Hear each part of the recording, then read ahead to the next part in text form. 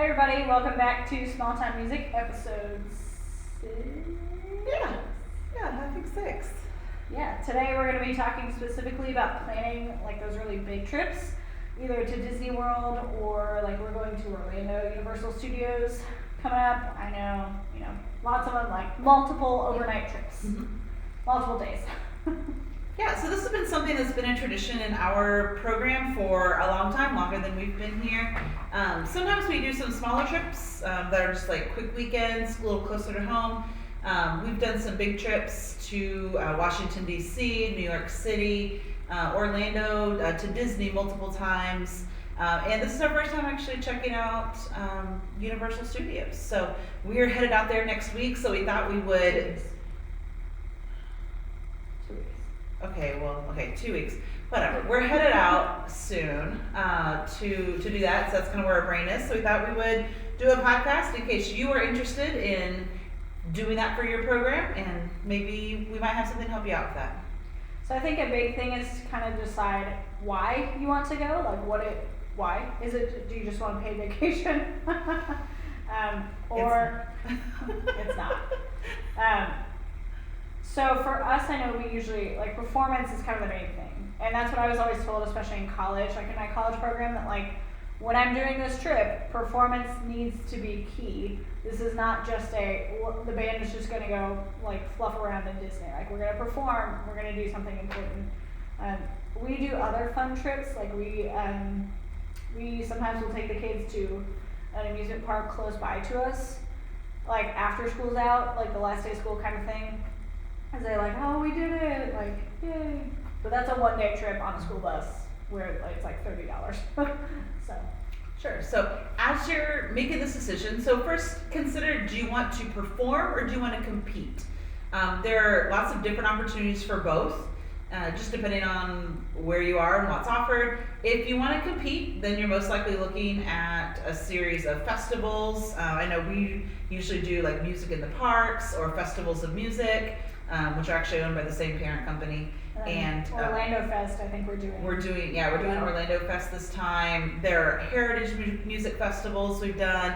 There are lots of different festivals you can do that have lots of different locations. So if you're not really sure where you want to go, you might just want to search, band music competition or, choir music festivals and see what comes up. This kind of going into our next point.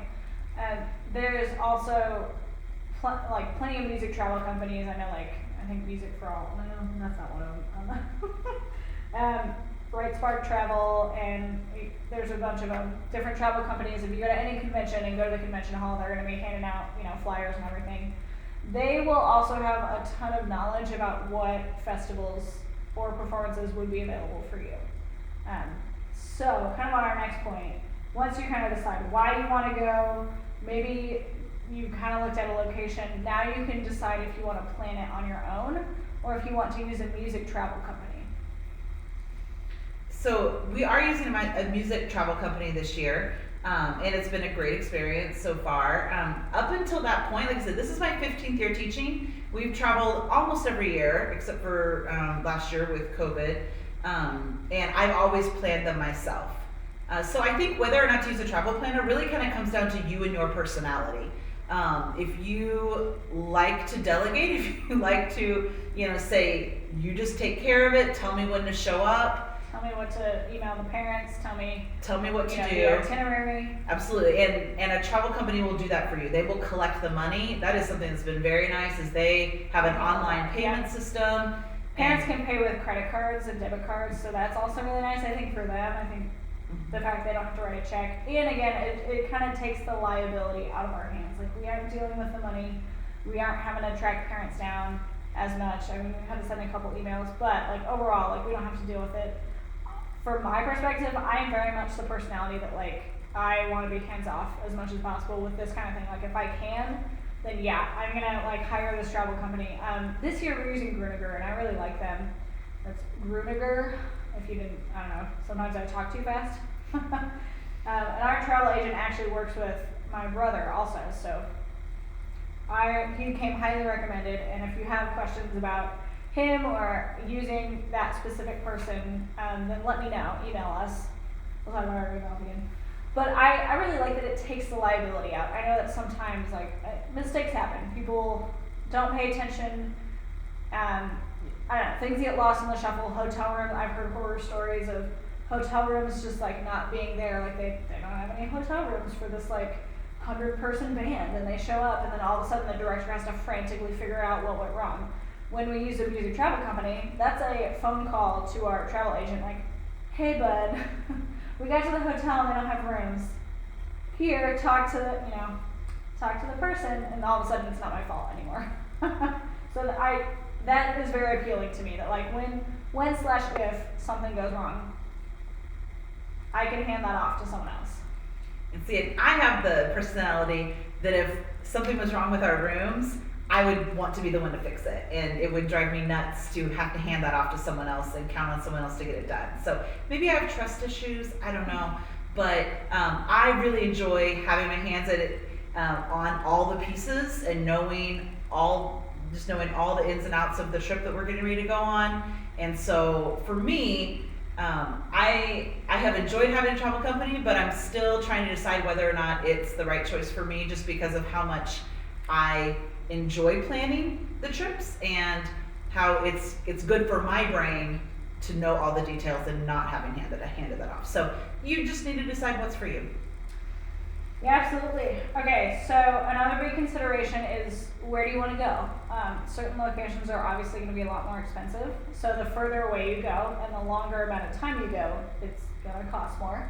And maybe it's I know my high school, we did a Disney trip every 4 years. And that was like the big carrot, to kind of stay in band of like, hey, if you stay, through the Disney trip, then you get to join us. At least once in your high school career, you get to go to Disney and march in the parade, and we spent like the whole spring break. It was like 5 days in Disney, and it was a really good time. It was like the best thing ever because I got to experience Disney with all my friends. And now, like, those are some really great memories.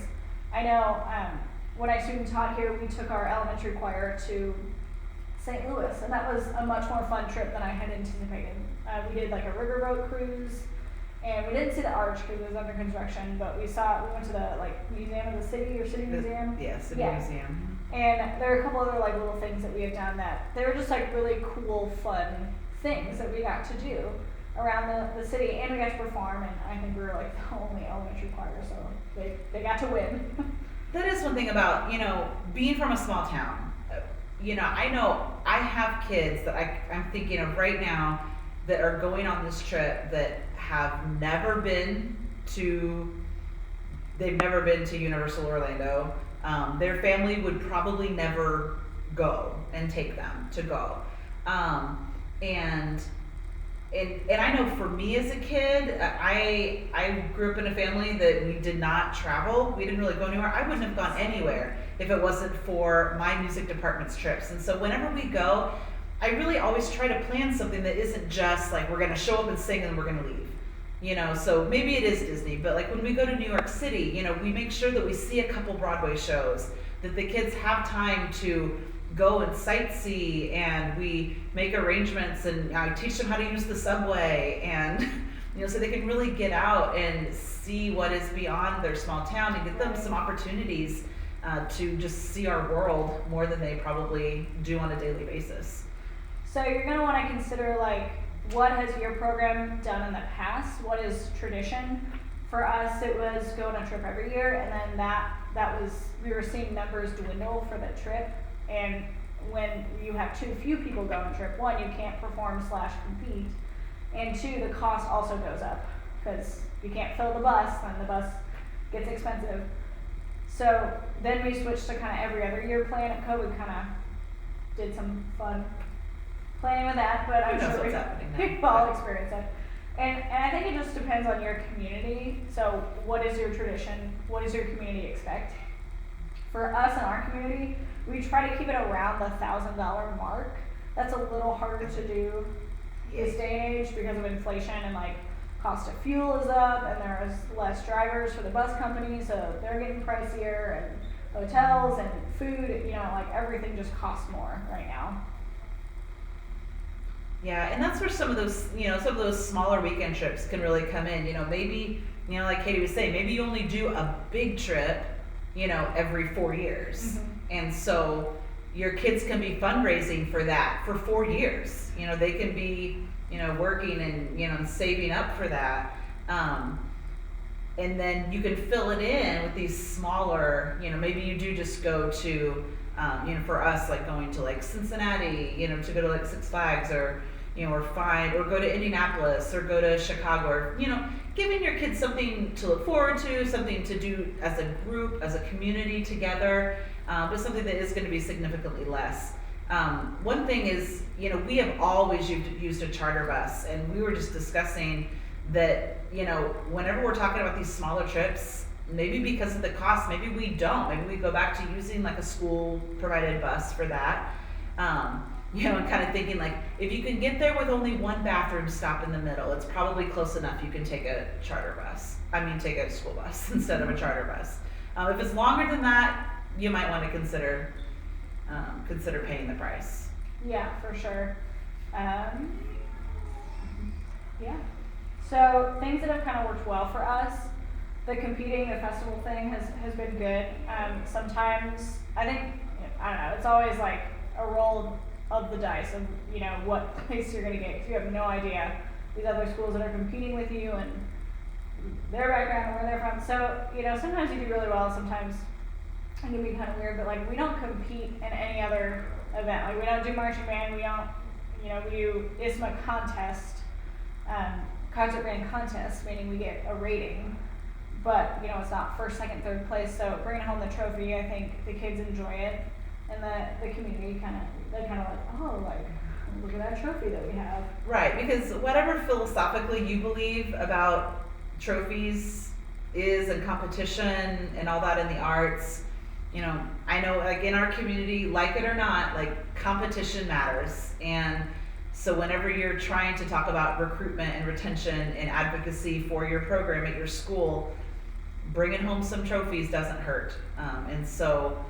it's something to consider that, it's not the driving force, but it's something that we do and it's fun. We have fun. I think too, another thing to consider is, I've always been told, and something that has worked well for us is make sure everyone's really tired by the end of the day. We're fortunate enough to have like sometimes more chaperones than children because people use this kind of as their family vacation. But if you have mostly kids going with only a sprinkling of adult chaperones, then making sure that like their schedule is jam-packed so that by the time it's bedtime, they are exhausted and they are not going to make bad choices. I know going with the travel company, they require having a security guard at the hotel, which is kind of nice because then it's just an extra level of like, oh, okay, if my kids are gonna make bad choices, then at least like there's someone hired to watch them and watch out for that, or so that bad people don't get into the rooms, vice versa. I'm gonna brain lapse. It's all the time. It's Friday afternoon. It's Friday afternoon for us. We're recording on a Friday afternoon after school's done, and we've got basketball sectional game. And yeah, I think for me, with the that's what I was thinking about. It's just like whenever I plan an itinerary, I mean every single minute is accounted for. Like there is no like hang out at the hotel time. No, like there is none of that. We figure out things for them to be doing all day that we're there, they are occupied. And so in having that planned out to the minute just helps everyone know where they're supposed to be and really cuts down on any shenanigans. Yeah. I could talk for a really long time about the process of planning. So if you are interested in planning your own trip, please reach out to me. If you don't know where to get started, and I would be glad to talk for way longer than we want to make this podcast. So yeah, I think that's it. I think that about covers it. Okay. Traveling is a lot of fun with your kids. It's a lot of work, but if you have enough chaperones, it makes your job easier on the trip. I mean, it's still stressful. You got to perform and worry about kids, but mostly pretty good. So if you want to reach out to us, you can find us at smalltownmusicpodcast@gmail.com. You can find us on Instagram at small.townmusic. We have not posted a TikTok yet, but we will, I Someday. promise. So Small Town Music on TikTok. You can find our YouTube channel at Small Town Music, our podcast, Small Town Music. Just Small Town Music. Town Just Music, figure it that's out. what we are. You got it. All right. Thanks for listening or watching or both.